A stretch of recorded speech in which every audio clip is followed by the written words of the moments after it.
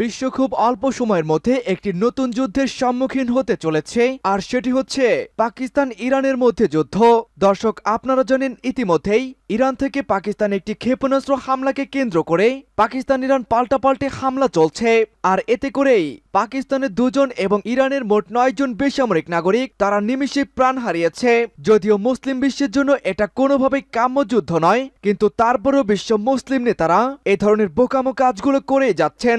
জানিয়ে দিব আমাদের হাতে থাকা কিছু গুরুত্বপূর্ণ আন্তর্জাতিক সংবাদ। ইরানে এবার পাকিস্তানের পাল্টা হামলা, 4 শিশুসহ অন্তত 7 জন নিহত।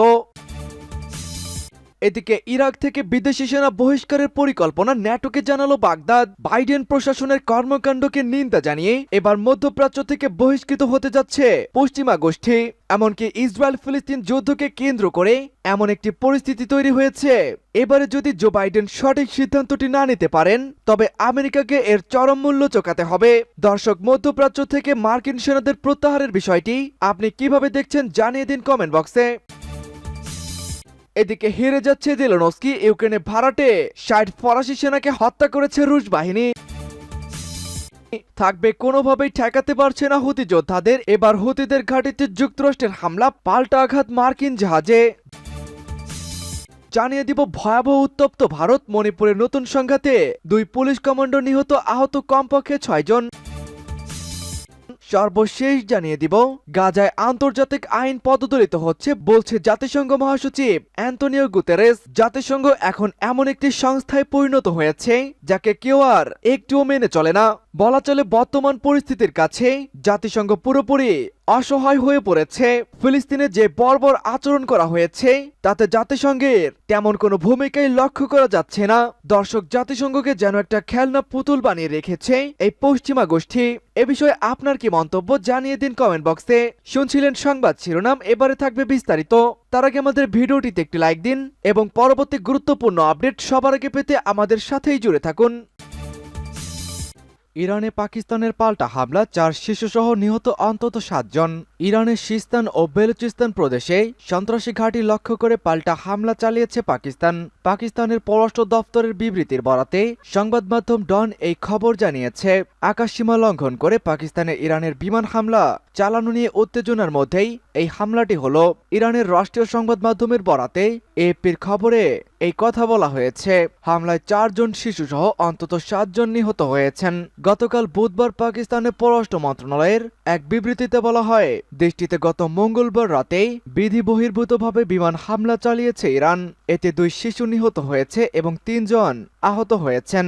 এ ঘটনার প্রতিক্রিয়ায় ইরানের রাষ্ট্রদূতকে বহিষ্কার করেছে পাকিস্তান। তেহরান থেকে পাকিস্তানের রাষ্ট্রদূতকে প্রত্যাহার করা হয়েছে। আর এ হামলার 2 দিনের মাথায় ইরানে পাল্টা অভিযান চালানোর কথা জানায় পাকিস্তান। আজ বৃহস্পতিবার পাকিস্তানের পররাষ্ট্র দফতরের বিবৃতিতে বলা হয়, গোয়েন্দা তথ্যের ভিত্তিতে অন্তত সমন্বিতভাবে ও লক্ষ্যবস্তু সুনির্দিষ্ট করে সামরিক অভিযান চালানো হয়েছে। এ অভিযানে বেশ কয়েক সন্ত্রাসী নিহত হয়েছেন। অভিযানের সাংকেতিক নাম দেওয়া হয়েছে মার্কবাস সমাচার।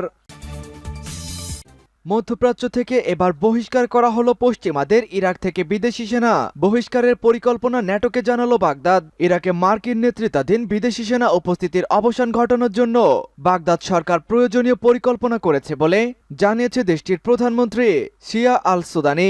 বিষয়টি তিনি মার্কিন নেতৃত্বাধীন সামরিক জোট ন্যাটোর মহাসচিব জেন্স স্টোলটেনবার্গকে জানিয়েছেন বলে গণমাধ্যমের খবরে দাবি করা হয়েছে। সুইজারল্যান্ডের দাভোসে বিশ্ব অর্থনৈতিক ফোরামের অবকাশে স্টোলটেনবার্গের সঙ্গে এক বৈঠকে এই কথা জানায় ইরাকি প্রধানমন্ত্রী।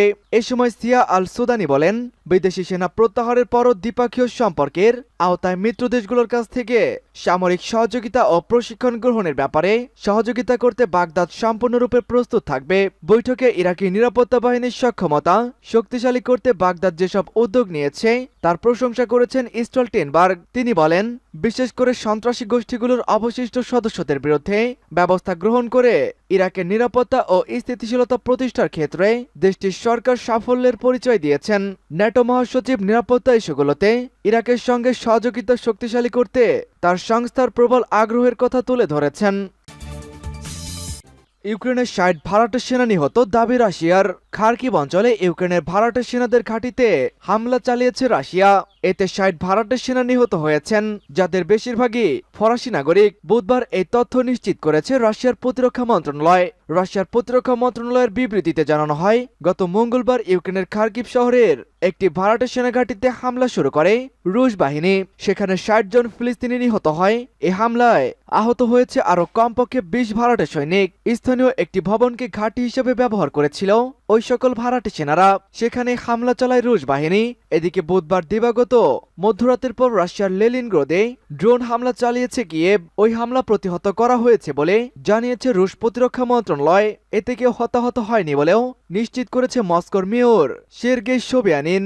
একই দিন খার্কিভে আর এক রুশ হামলায় এক বেসামরিক নাগরিক নিহত হয়েছেন বলে জানিয়েছে ইউক্রেন সূত্র আনাদোল এজেন্সি।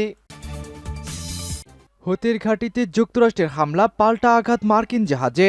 ইয়েমেনে বিদ্রোহী গোষ্ঠী হুতিদের অবস্থান লক্ষ্য করে হামলা চালিয়েছে যুক্তরাষ্ট্র। বুধবার এই হামলা নিয়ে এক সপ্তাহের মধ্যে চতুর্থ দফায় ইয়েমেনে হামলা চালালো মার্কিন সেনাবাহিনী।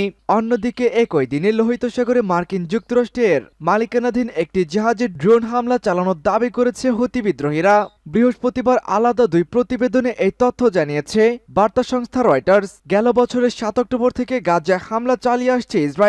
এই হামলার পর নভেম্বর থেকে হামাসকে সমর্থন জানিয়ে লোহিত সাগরে ইসরায়েলগামী জাহাজে হামলা চালিয়ে আসছে ইয়েমেনের বিদ্রোহী গোষ্ঠী হুতি যোদ্ধারা। পণ্যবাহী জাহাজে হুতিদের একের পর এক হামলার জবাবে ইয়েমেনে পাল্টা হামলা চালাবে বলে জানিয়েছে পশ্চিমারা। এর পরিপ্রেক্ষিতে বৃহস্পতিবার থেকে এক সপ্তাহের মধ্যে চতুর্থ দফায় হুতিদের অবস্থানকে লক্ষ্য করে হামলা চালালো মার্কিন সেনাবাহিনী। মণিপুরের নতুন সংঘাতে ২ পুলিশ কমান্ডো নিহত, আহত কমপক্ষে ৬ জন।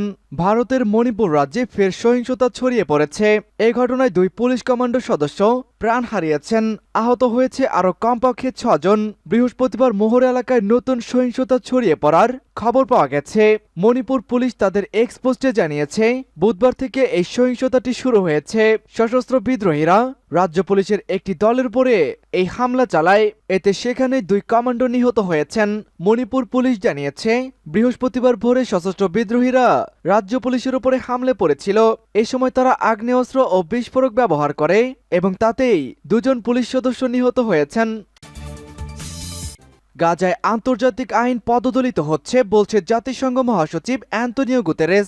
গাজা যুদ্ধে জড়িত সব পক্ষ আন্তর্জাতিক আইনকে পদদলিত করছে এমন মন্তব্য করার পরে সেখানে দ্রুত যুদ্ধবিরতির আহ্বান পুনর্ব্যক্ত করেছেন জাতিসংঘের মহাসচিব অ্যান্তোনিও গুতেরেস। বুধবার সুইজারল্যান্ডে দাভোসে ওয়ার্ল্ড ইকোনমিক ফোরামে তিনি বলেছেন, যুদ্ধরত সব পক্ষ আন্তর্জাতিক আইনকে অবজ্ঞা করেছে, জেনেভা কনভেনশনকে পদদলিত করেছেন এবং এমনকি জাতিসংঘ সনদেরও লঙ্ঘন করেছে।